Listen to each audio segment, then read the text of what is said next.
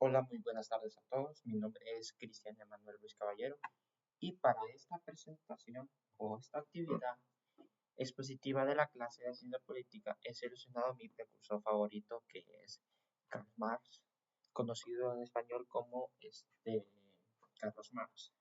Fue un destacado filósofo, economista y pensador político que nació en Alemania en 1818 y terminadamente falleció en 1883.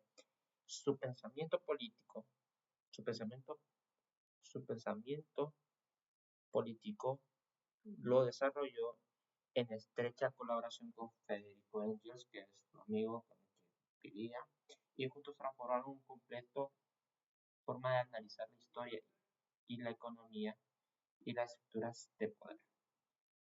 Estaremos analizando varios puntos, que serían 4 puntos que veremos a continuación, y vamos con el punto número 1. Vamos con el número 1, que es el paso número 1, que es el contexto sociohistórico. Para comprender la validez y trascendencia de las ideas de Marx, tal como, perdón, tal como nos indica el contenido de la clase, es fundamental ubicarnos en su tiempo, en su tiempo y espacio correcto que Marx vivió en pleno siglo XIX, en una época dominada por la consolidación de la revolución industrial y el auge del sistema capitalista en Europa. Este periodo estuvo marcado por profunda contradicción social, por un lado, un crecimiento económico e industrial masivo, por el otro, la aparición de una clase obrera y proletaria que vivía y trabajaba en condiciones de extrema explotación, miseria y jornadas laborales extenuantes. Asimismo, fue, fue un siglo de revoluciones políticas y de movimientos obreros en constante ebullición, tales como las revoluciones de 1848. Este escenario de profunda desigualdad y de lucha de clases fue el motor que impulsó a Marx a buscar una explicación científica de las sociedades. Y con esto concluimos el paso número 1 y nos iremos al paso número 2.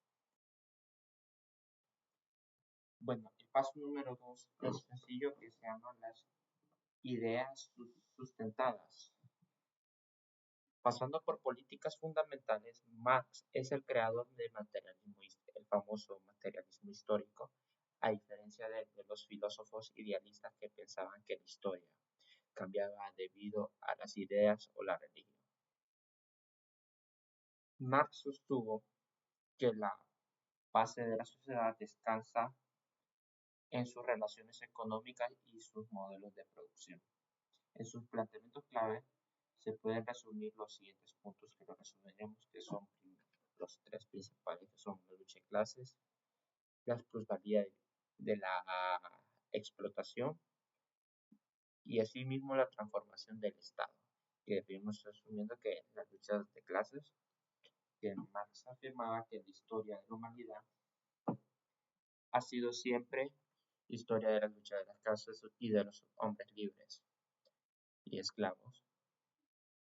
En la antigüedad, señores feudales, siervos en la Edad Media, en su época de burguesía, que eran los dueños de medios de producción, ya sea dueños de terratenientes, dueños de fábricas, prácticamente son los que controlaban el mercado, en frente al proletariado, que era el obrero, los obreros que tienen su fuerza de trabajo.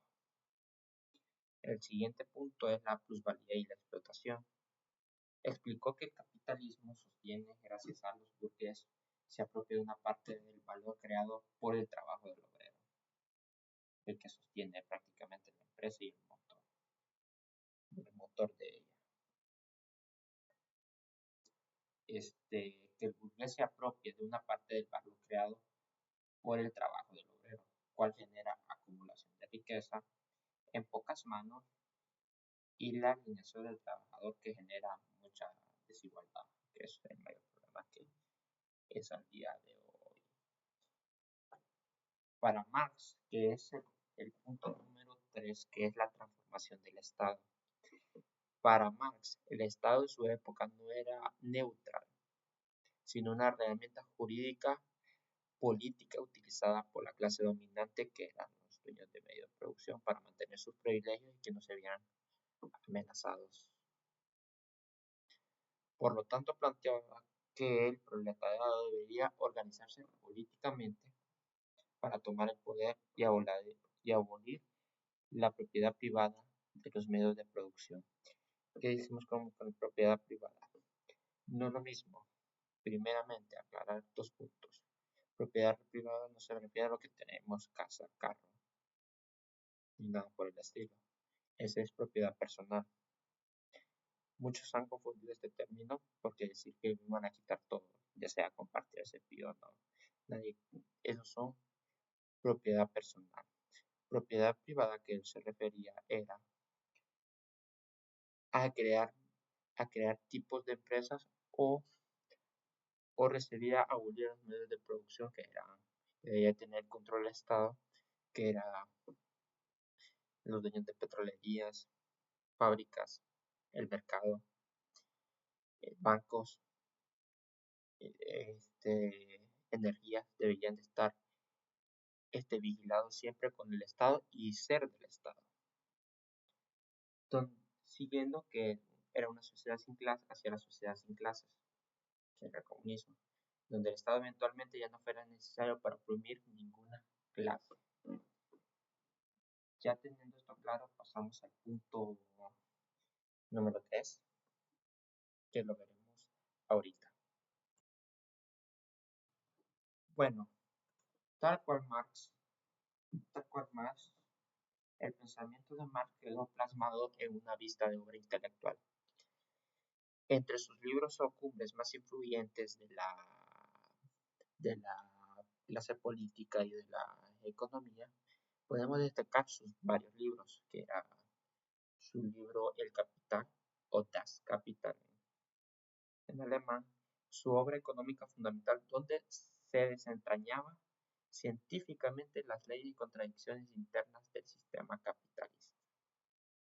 Y el segundo libro de él, que era el Manifiesto Comunista, que lo escribió en el 1848 junto a Federico Engels, que era su amigo. Un texto político fundamental que sirvió como guía programática para los movimientos obreros de todo el mundo y que sintetiza su visión de la historia y la acción política. Teniendo claro estos 2 tipos de libros y de sus obras escritas, pasamos al punto número 4. Mi conclusión de mi parte es el último, que es mi conclusión o el dato valioso. Como conclusión y mi dato valioso que voy a decir ahorita, el dato valioso de sus pensamientos, me gustaría destacar una tesis más célebre, grabada en su tumba. Los filósofos no han dado hecho más que interpretar diversos modos del mundo, pero lo que se trata es de transformarlo. Eso lo demuestra para Marx. La ciencia política no debe ser una simple disciplina o observación pasiva, sino como una herramienta de transformación de social activa. A mi parecer, el análisis de Marx sigue siendo una lectura obligatoria hoy en día porque nos invita a examinar críticamente las relaciones del poder o lo que puede llevar al poder excesivo, el impacto de la economía en nuestras vidas y la estructura desigual que persiste en nuestras sociedades contemporáneas, que esto debería ser un avance de crítica. Y con esto finalizo mi exposición.